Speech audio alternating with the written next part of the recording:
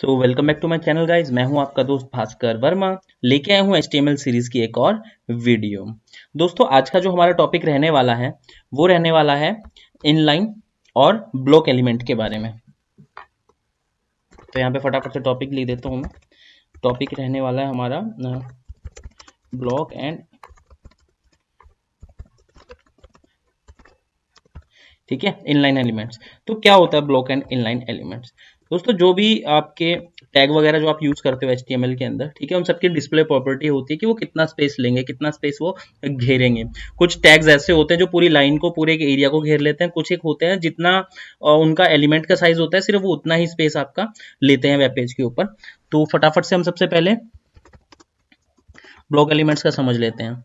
तो जैसे हमने कुछ टैग्स यूज किए थे, अगर आपको याद हो, अभी इसको ले लीजिए H2 जो है, ठीक है, H2 है यहाँ पे, तो मैं H3 को ले लेता हूं। यहाँ पे मैंने लिख दिया दिस इज भास्कर वर्मा, ठीक है। अब क्या है देखिए, मैं समझाता हूं मतलब इसका। ये तो टॉपिक हो गया हमारा, ये हमने यहाँ पे टॉपिक स्टार्ट किया है, ठीक है। उसके बाद मैंने एक ही लाइन के अंदर इन चीजों को लिखा है ब्लॉक एलिमेंट, फिर उसके बाद H3 जो हमने डाला है टैग, उसके बाद लिखा है हमने दिस, ठीक है। उसके बाद इस भास्कर वर्मा, हमने कोई स्पेस कोई ब्रेक कुछ नहीं दिया, बट आप यहाँ पे देखेंगे कि दिस ने जो है खुद को इस ब्लॉक एलिमेंट से और इस आगे के जो मैंने लाइन लिखी है उससे खुद को अलग कर लिया है।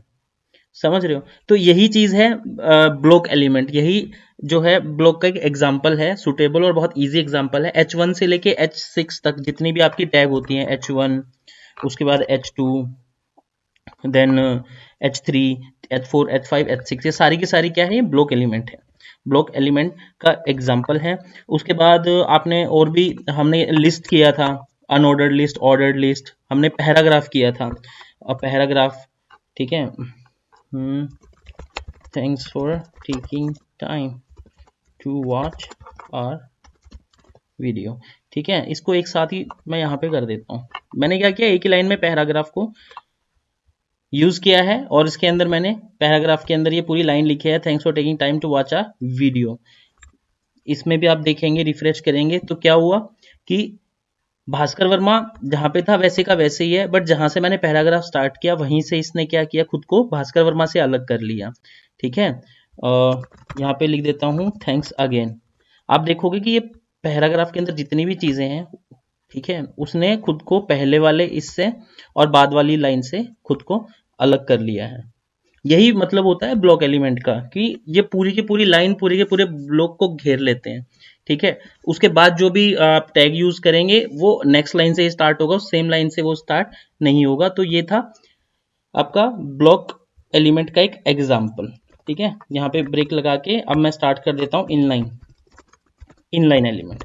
तो जैसे ब्लॉक एलिमेंट ने पूरे ब्लॉक को, पूरी लाइन को घेर लिया था, वैसे इनलाइन एलिमेंट जो है सिर्फ उतनी जगह को घेरते हैं जितना इसके एलिमेंट की वैल्यू होती है, जितना उसका मतलब स्पेस होता है, सिर्फ वो उतना ही घेरता है। फॉर एग्जाम्पल मैं इसी लाइन को ले लेता हूँ, hello there this is Bhaskar Verma, ठीक है। अब एग्जाम्पल इसके आते हैं। सबसे पहले आपने वो किया होगा बिग स्मॉल, अगर आपको याद हो, बिग स्मॉल एम्फेसिस, हमने ये टैग्स यूज की थी।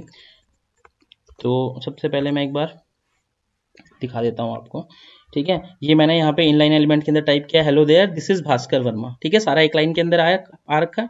उसके बाद जब मैं बिग टैग यहाँ पे यूज करता हूँ और इसको मैं यहाँ पे क्लोज करता हूँ, रिफ्रेश करता हूँ, तो ये देखिए हेलो के ऊपर इफेक्ट डाला है बिग टैग ने, बट स्टिल इनलाइन एलिमेंट और ये बाद वाली लाइन के साथ ही हेलो है। जबकि ऊपर इसमें क्या हुआ था, हमने H3 टैग डाला था तो दिस ने खुद को इससे और इससे अलग कर लिया था, अलग लाइन में आ गया था, क्योंकि दिस ने पूरी लाइन को, पूरे ब्लॉक को घेर लिया था और नेक्स्ट जो भी आया वो नेक्स्ट लाइन से स्टार्ट हुआ है।